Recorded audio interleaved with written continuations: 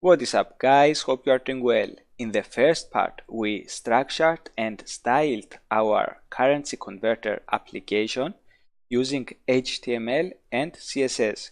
Today, in this second part, we'll add functionality to our project using JavaScript.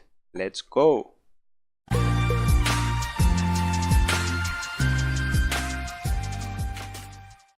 Okay, let's start simple by showing or hiding the Add Currency list upon a click over the Add Currency button. For this purpose, we will toggle between adding and removing the Open class over the Add Currency button.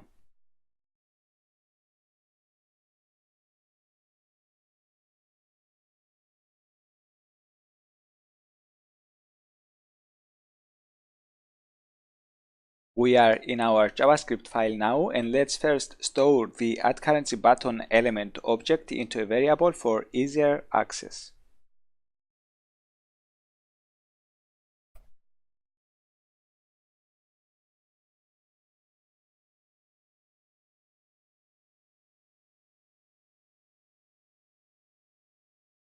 And now let's add an event listener for a click event over the Add Currency button.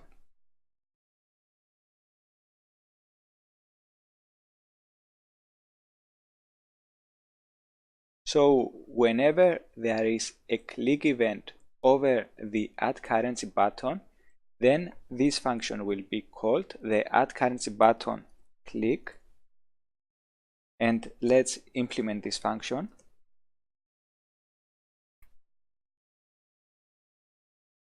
All we want to do here is to toggle between adding and removing the Open class over the Add Currency button.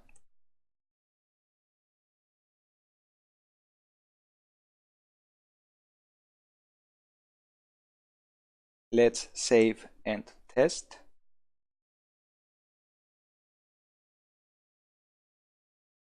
Indeed, works as intended. Now, let's use JavaScript in order to populate the Add Currency list.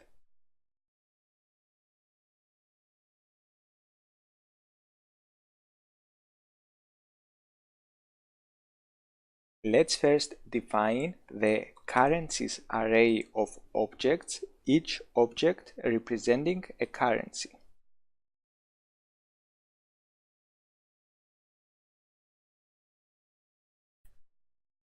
Each currency object will have the following properties. Name, this will be the full name of the currency, for example, US dollar.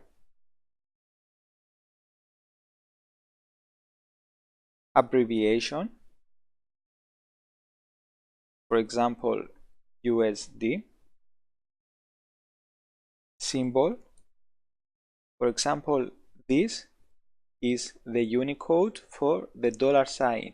Notice that this is different than the HTML code we used here, but nevertheless it is the same symbol.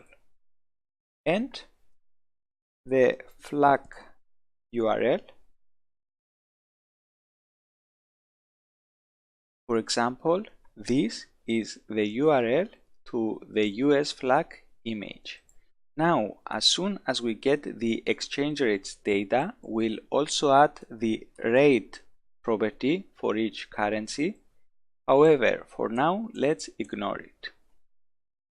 Similarly to the US dollar, I gathered this information for other currencies as well. I will just paste it here. I will, of course, include a link in the description to the entire project in case you want to take a closer look. Okay, next target is to populate the Add Currency list. For starters, let's store it into a variable for easier access.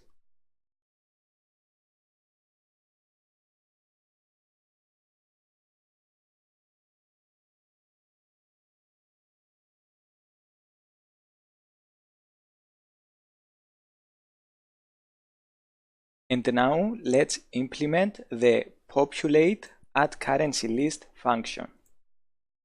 Let's minify this to avoid some scrolling.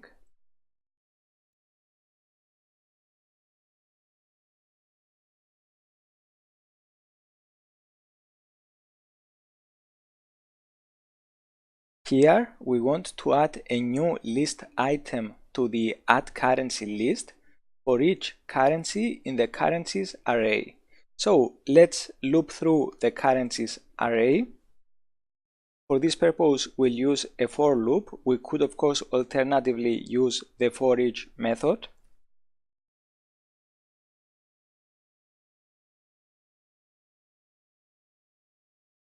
And now, in order to add a new list item to the addCurrencyList for each currency, we'll make use of the insert adjacent HTML method, which inserts a text as HTML into a specified position. The reason I chose to use this method instead of the direct inner HTML manipulation is that this method does not reparse the element it is being used on, and thus it does not corrupt the currently existing elements inside this element, which also makes it faster than direct inner HTML manipulation. An alternative approach would be to create the list item and then use the append child method to append the list item to the addCurrencyList. However, this approach can quickly get quite complicated, especially for more complex list items.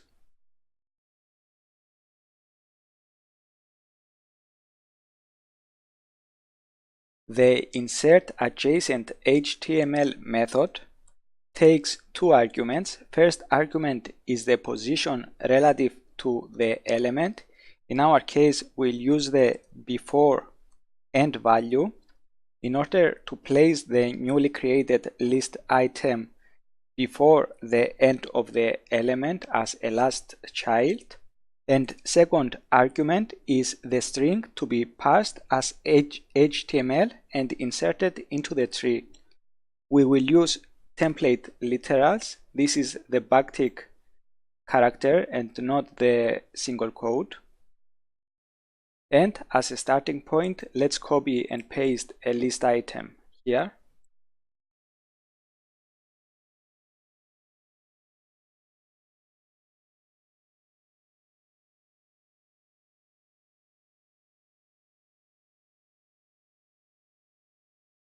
Now for testing purposes, let's just call this function to see whether the addCurrencyList is populated with this currency. So let's save and test. The list is empty. Let's see if we get any errors. addCurrencyList is not defined. Okay, addCurrencyList. Okay, here it's addCurrencyList. So let's fix this. Should be U instead of Y. And let's save and test.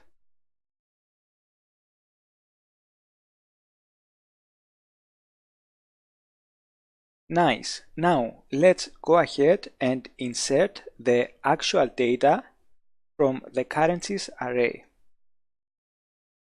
So for starters, data currency is the currency abbreviation string. In order to include an expression in template literals, this is the syntax we should use, the $sign followed by curly braces, and in here goes the expression. In our case, the expression is just the abbreviation property value.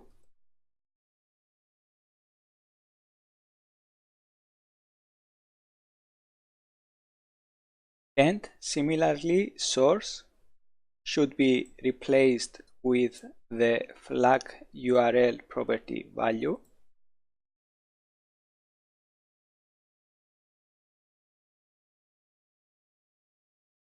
This should again be replaced with the abbreviation property value. And this with the name property value.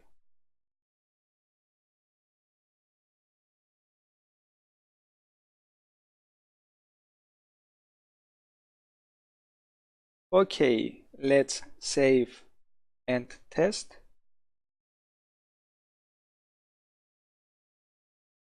Indeed, the add currency list is correctly populated with all currencies from the currencies array.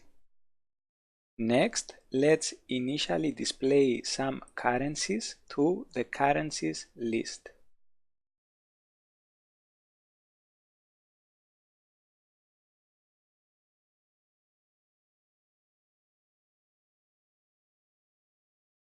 For starters, let's store the currencies list element into a variable for easier access.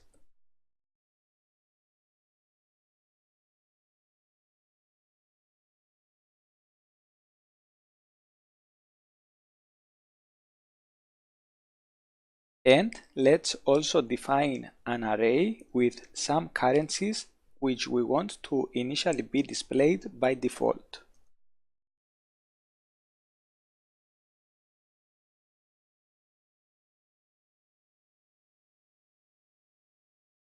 Okay, let's implement the populate currencies list function.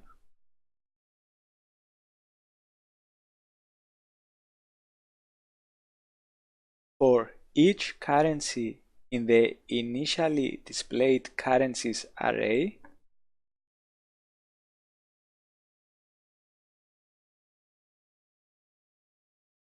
we want to find the corresponding currency object from the currencies array, and let's store it into a variable called currency. We'll use the find method.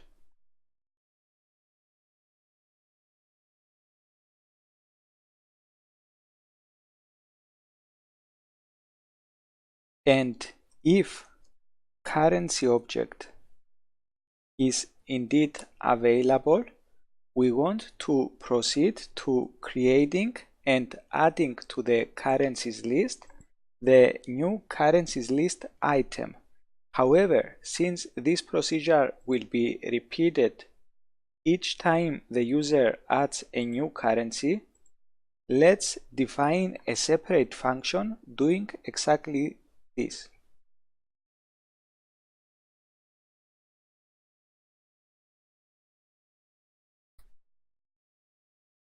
We will implement the function here, but let's first declare the base currency as well as the base currency amount as global variables, since we have to keep track of these two variables. And for testing purposes, let's manually set the exchange rates for some currencies, although we will eventually get exchange rates from the exchange rates API. The default base currency from the data will be euro, so all rates here will be relative to euro.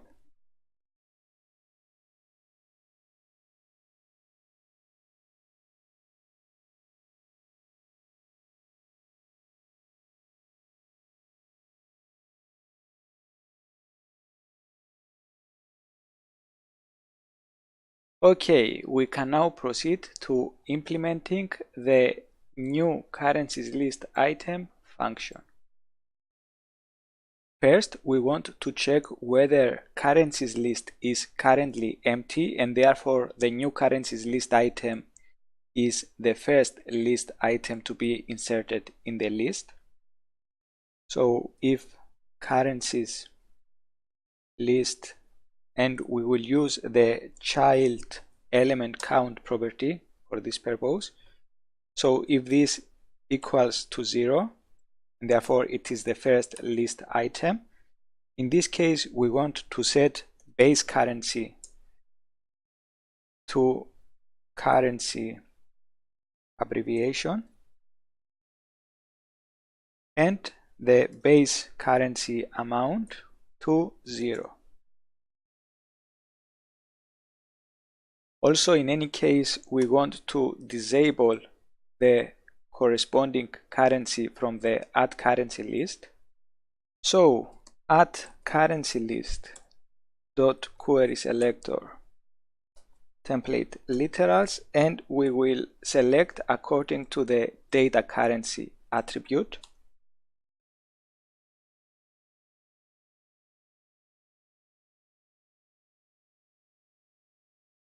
And once we've accessed the corresponding list item in add currency list, we want to add the disabled class to it.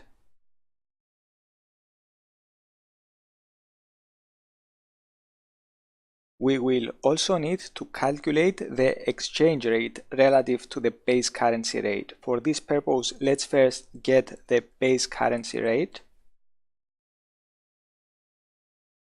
Currencies.find, and we want to find the currency with abbreviation equal to the base currency, and we want to access the rate property. And we can now calculate the exchange rate. Let's first check whether current currency is the base currency, and in this case exchange rate is 1. Otherwise, exchange rate is currency rate divided by base currency rate. And in order to present this number with 4 decimals, let's use the toFixed method.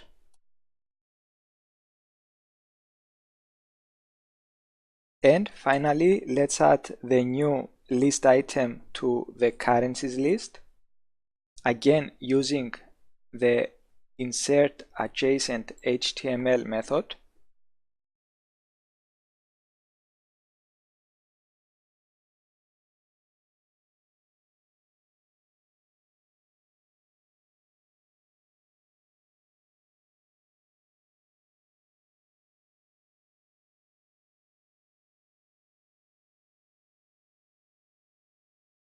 For starters, let's add the base currency class if this is the base currency.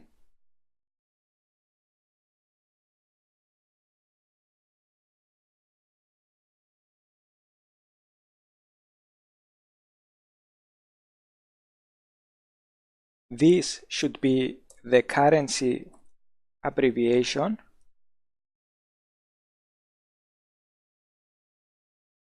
This should be the currency flag URL.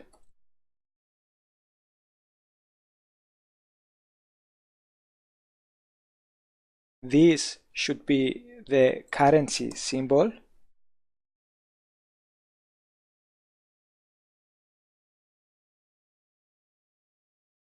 Now, if base currency amount is other than 0, then input here should have a value.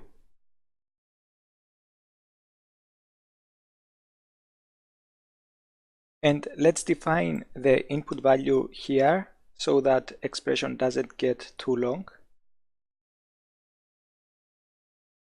So if base currency amount is not 0, note that if this is 0, then this will be a false value.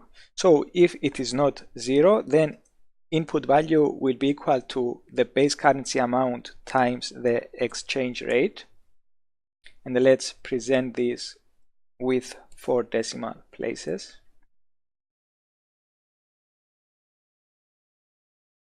Otherwise, it will just be an empty string. And let's insert input value here. Nice, and now let's replace this again with currency abbreviation. This also. This should be the currency name.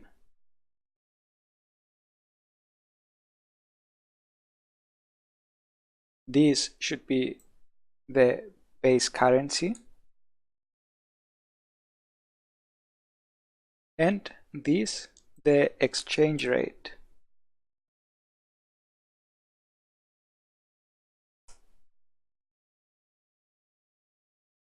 So let's call the populate currencies list function and save and see what we get.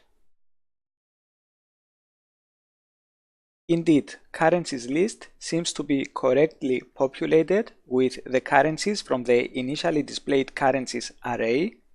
US dollar by default becomes the base currency since it is the first currency in that array. And also the currently displayed currencies seem to be disabled in the add currency list. Nice. If, for example, we replaced US dollar here with Australian dollar, then Australian dollar would be the base currency since it is the first currency in the list. And also it would appear disabled in the add currency list.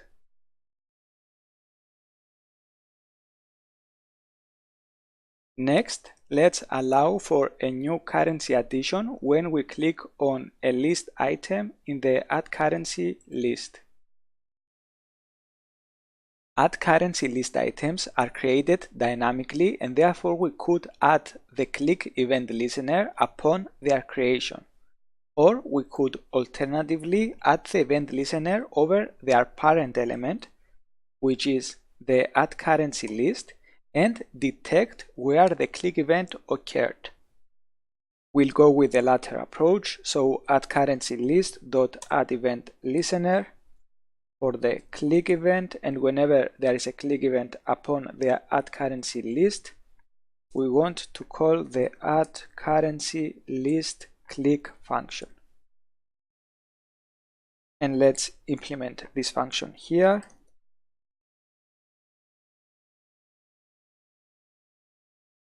We first need to know which list item was clicked. And we can get this using the event.target.closest method. Closest. And we want to get the closest li.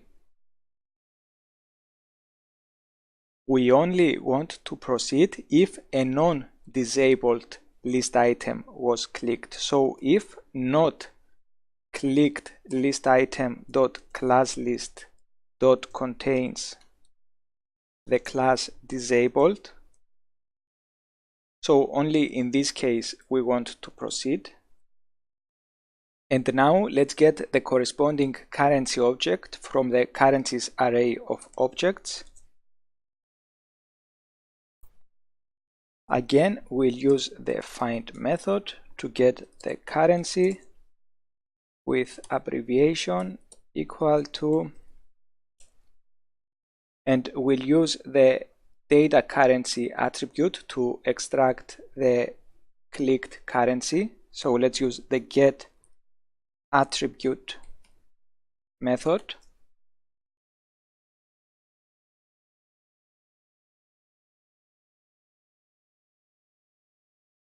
And if new currency object is indeed available, we want to call the new currencies list item function, passing the new currency as an argument.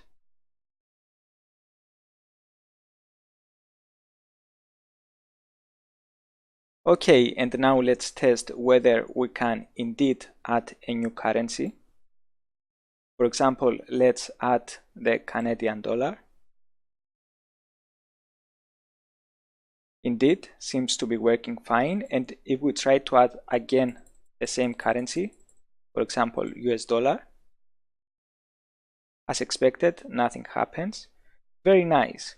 Now, let's make it possible to remove a currency from the currencies list by clicking on the close button. Again, currencies list items are generated dynamically. However, we will add the event listener over the parent element, which is currencies list.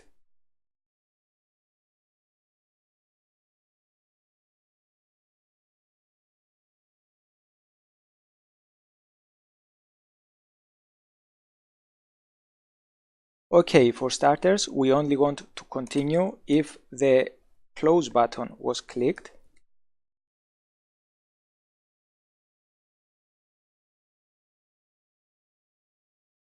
Notice that the close button has the class close.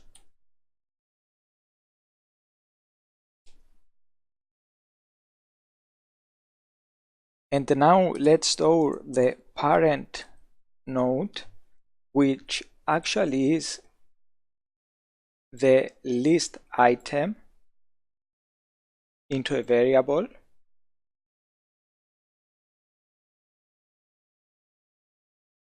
And all we have to do now is remove the parent node. So let's save and test. For example, let's remove the euro currency. Indeed, it is removed. However, disabled class still remains, so let's remove it. For this purpose, let's copy and paste this part since it is quite similar. So add currency list.querySelector. In order to get the currency abbreviation, in our case, we can get the currency with parent node.id. And in this case, we don't want to add, but to remove the disabled class. So let's save and test. Again, let's remove the euro. This time, euro is not disabled in the add currency list.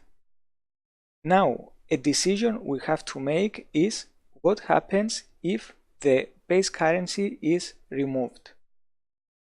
My suggestion would be to automatically consider as new base currency the currently first currency in the list. So let's first check whether the base currency list item was removed.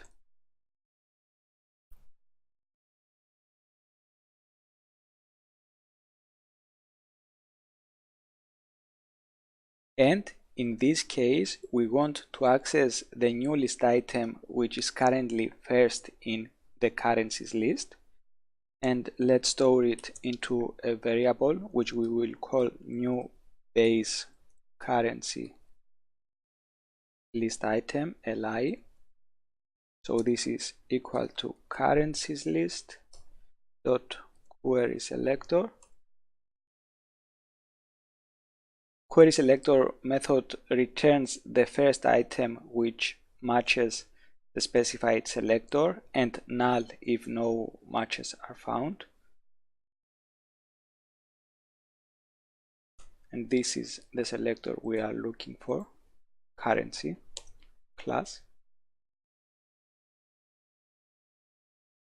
And if new base currency list item exists. In other words, if currencies list is not empty, we want to set it as the new base currency.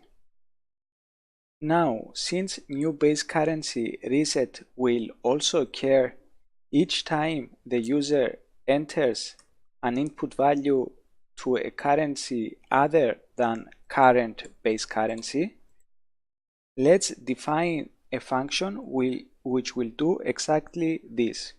And let's name the function set new base currency, which will take the new base currency list item as an argument. And let's implement the function over here.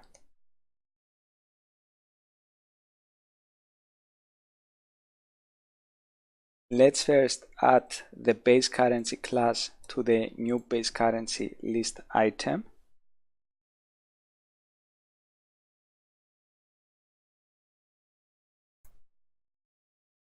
Next, let's set base currency equal to, and recall that there are two global variables we need to keep track of, the base currency and the base currency amount.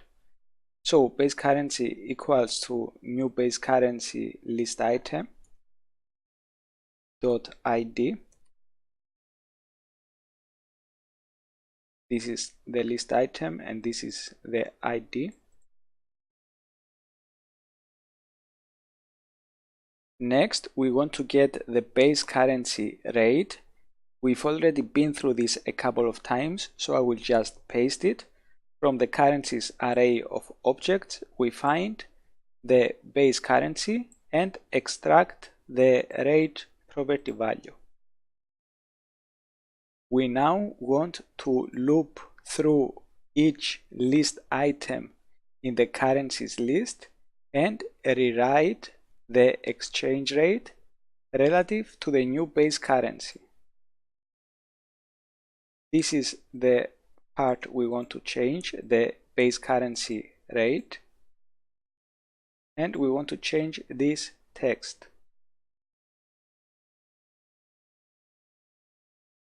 So currencies list dot query selector, this time we will use the query selector all because we want to get all currency list items. And let's make use of the for each method. So for each currency list item,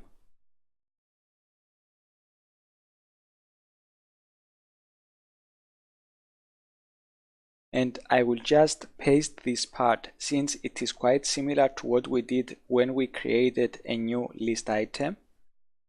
Again, we get the currency rate, calculate the exchange rate, and set the text content for the base currency rate element. For this element, we set the text content to this.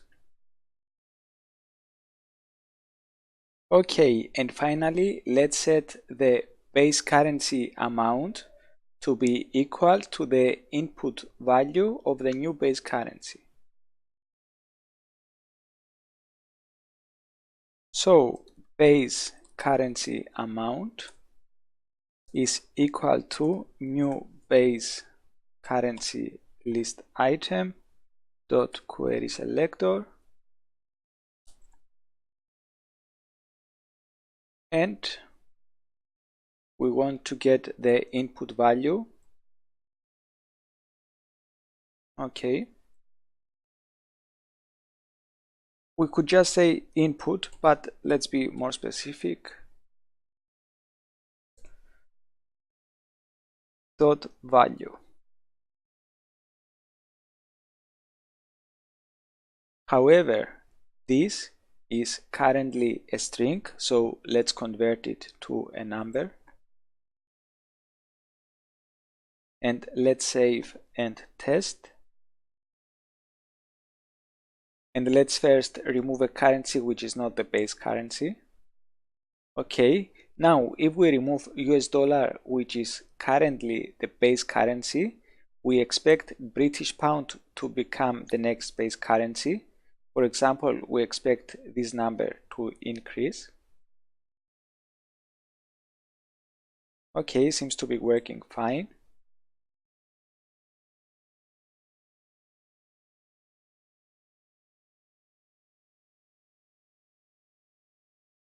Very nice.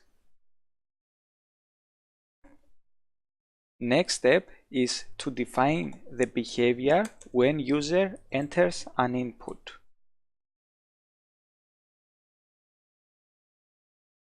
For this purpose, we will add an event listener over the currencies list element. For the input event fires whenever the value of an input element has been altered. So whenever there is an input event over the currencies list element, we want to call the currencies list input change function. And let's implement this function.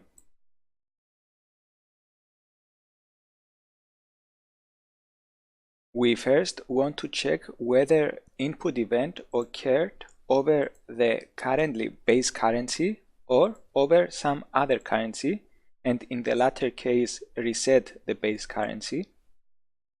So let's define the Boolean variable is new base currency,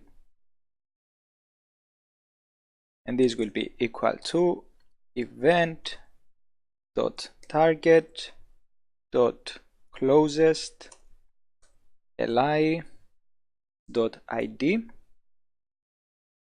and if this is not equal to the current base currency, then this will be true, it will be a new base currency, otherwise it will be false. And now if is new base currency, in this case we first want to remove the base currency class from the current base currency list item. So currencies list dot query selector template literals, we want to select the list item with id base currency,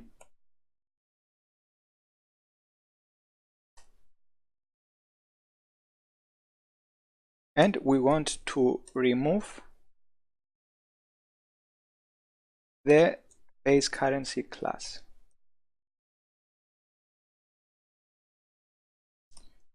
And we also want to set the new base currency. We will call this function. And the new base currency list item is event.target.closest li.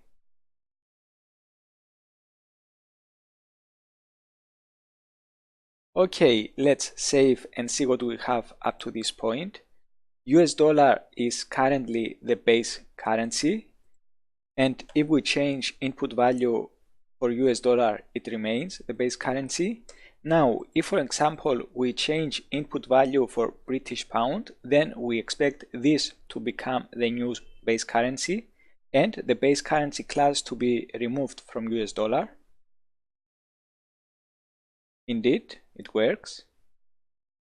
Okay, what remains now is to also change input values for other currencies. So let's do this. For starters, let's get the new input value and let's store it into a variable called new base currency amount equals event dot target dot value. However, this is a string, so let's convert it into a number. But what happens if user inserts some invalid number? Well, for this purpose, let's first make a small test, and we'll make use of the isNotANumber function, which converts the tested value into a number and then tests it. So if this value is not a number, in this case we want to set new base currency amount to 0, otherwise to this value. We only want to make recalculations if base currency amount is not equal to new base currency amount. So if, for example, input value changes but base currency amount remains the same, we don't want to make recalculations each time input value changes. And we also want to proceed to recalculations if is new base currency, because even though, for example, if we had base currency amount $5 and then we change to 5 British pounds, base currency amount remains the same. However, now we are talking about pounds and not dollars, so we need recalculation. Okay, let's first make sure to set base currency amount to new base currency amount. We then want to get the base currency rate. It's exactly this line of code, so let's just paste it. And we now want to loop through each currency list item and modify the input field. What we want to do is very similar to what this block of code does, so I will just paste it and make the modifications. So for each currency list item in currencies list, we get the currency rate and calculate the exchange rate, and we want to select the input element and change its value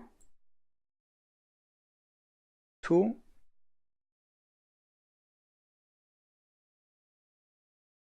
exchange rate times base currency amount, and we want this displayed with 4 decimal places.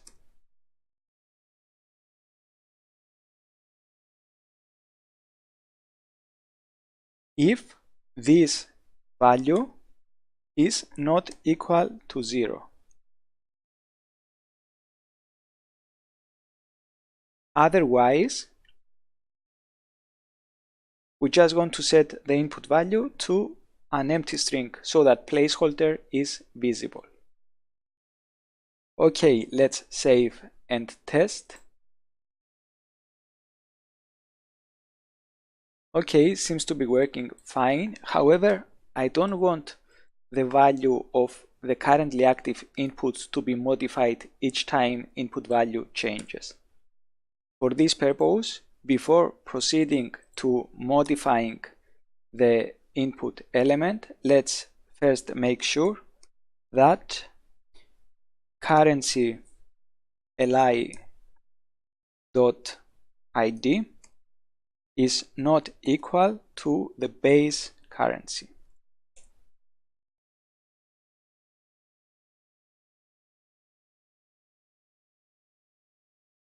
Okay, let's see if it works. Indeed, the value of the currently active input is not modified.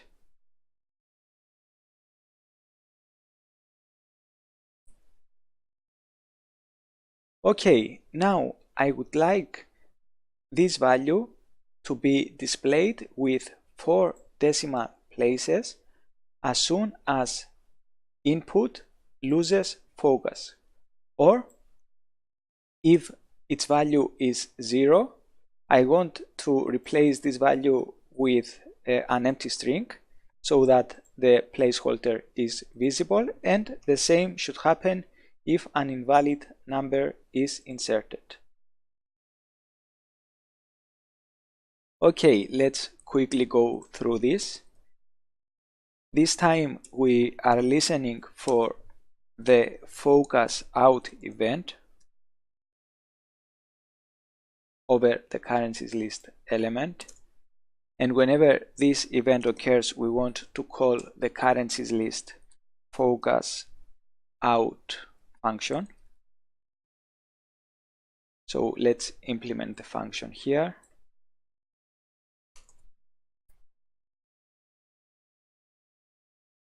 Let's first store the input value into a variable.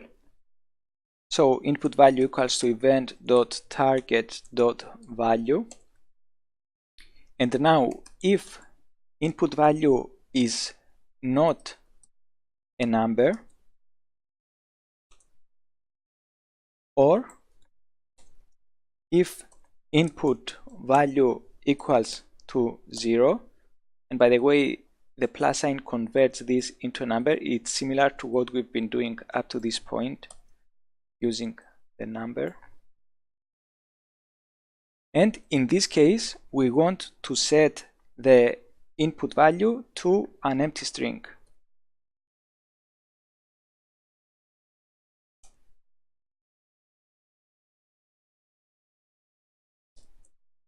Else, and in this case, we just want to display the input value with 4 decimal places. So event.target.value equals to the input value to fixed 4. Okay, let's save and test. And let's see what happens when input element loses focus. Indeed, we get 4 decimals.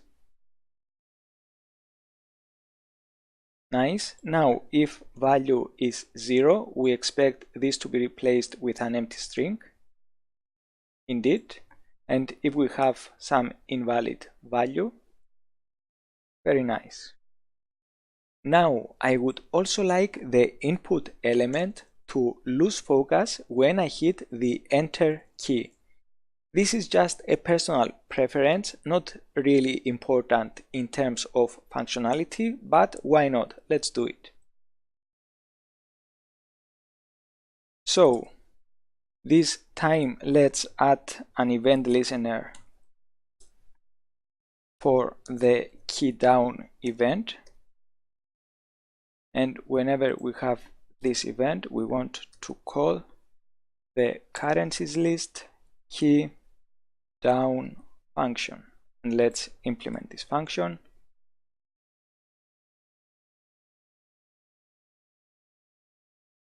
We are only interested in the enter key press.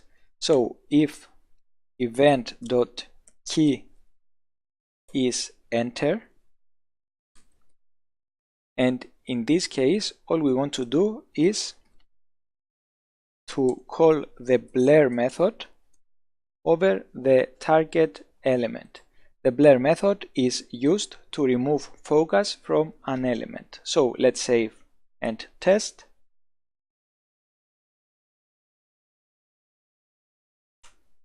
Indeed, when I hit the enter key, the blur method removes focus from the input element. The focus out event is triggered and we get this result.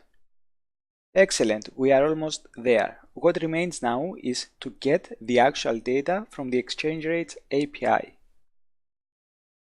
But let's first remove the manually inserted rates from the currencies array, since this data will come from the exchange rates API.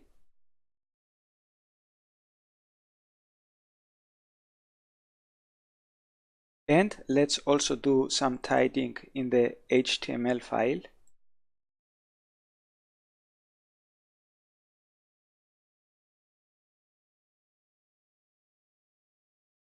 The date element will also be populated dynamically. And now let's take a quick look to the Exchange Rates API. Exchange Rates API is a free service for current and historical foreign exchange rates published by the European Central Bank. I think exchange rates are updated daily, once a day, and what I also like about this API is that, at least up until now, this service doesn't have any rate limits or API key requirements. Okay, here is the URL we are going to use in order to get the latest foreign exchange reference rates. And here is an example of the response. We get a JSON object with three main properties: the base, which is euro, since euro is the base currency, date, and rates, which is an object containing the exchange rates for each currency relative to the base currency. Okay, let's proceed. For starters, let's store the URL into a variable, data URL. And now let's make a fetch request to this URL in order to get the data.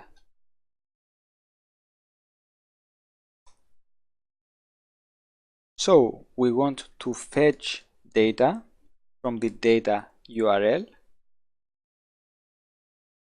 and as soon as we have the response, we want to apply the JSON method over the response in order to properly format the data, and then data should actually be available.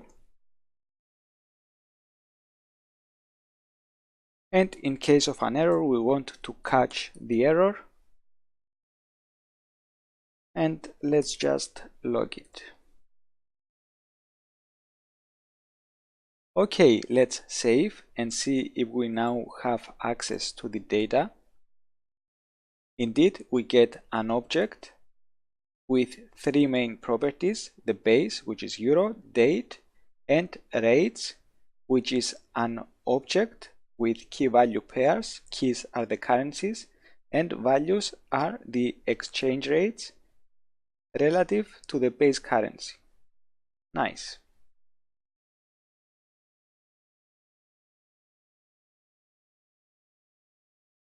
Okay, let's start simple by setting the content for the date element. So document dot query selector date dot text content is equal to data dot date. Let's save and see what we get.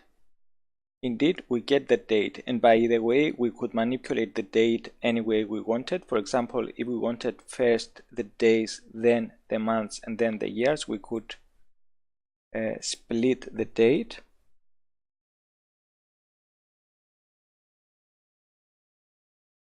Then reverse, and then join.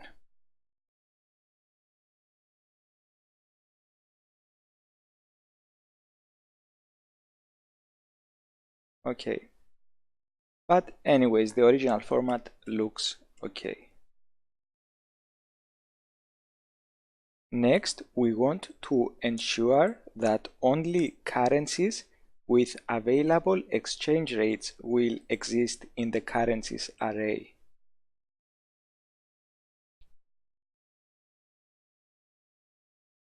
For this purpose, we'll use the filter method over the currencies array, and we only want to keep the currencies which exist as a key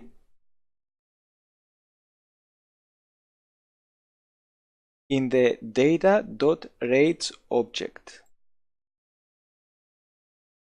However, since euro is the base currency, it will not be included in the data.rates object, so let's make sure to add it. So key will be euro and value, since it is the base currency, 1. So what remains now is to loop through the currencies array and add the rate property. So currencies dot for each currency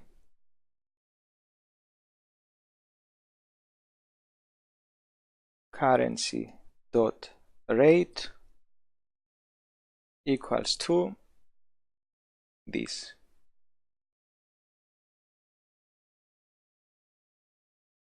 Okay, let's test. We can't see the exchange rates here, and that's because these two functions are executed before data becomes available. So let's move these two functions in here.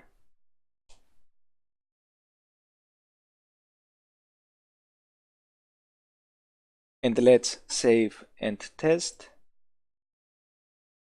We don't get anything. Let's see if we get any errors. Assignment to constant variable, line 345. Currencies. Okay, indeed, currencies shouldn't be a constant, but we should rather use the let keyword. And now let's save and test. No errors in the console. We get the exchange rates, and I think now everything works fine.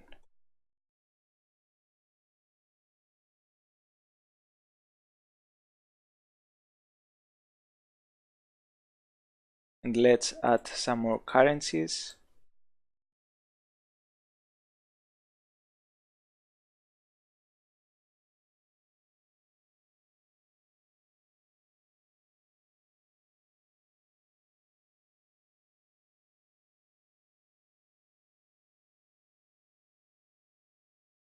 Very nice. Okay, let's leave it here. I think we've already created quite a decent application. Of course, many other features could be added. The next most important feature, in my opinion, would be to add a loader until data becomes available, and also maybe a more visible error message so that user doesn't wait in vain if there is an error. And I would also store the user's current preference to local storage so that on page reload, displayed currencies will be the currencies the user wants to monitor. Okay guys, thanks for watching. I hope you enjoyed the creation process and got some value out of it. For any questions, suggestions, or just to say hi, please use the comment section below. Hit the like button if you like this video, subscribe if you want more. Till next time, keep coding, keep improving, and enjoy the journey. Take care. Bye.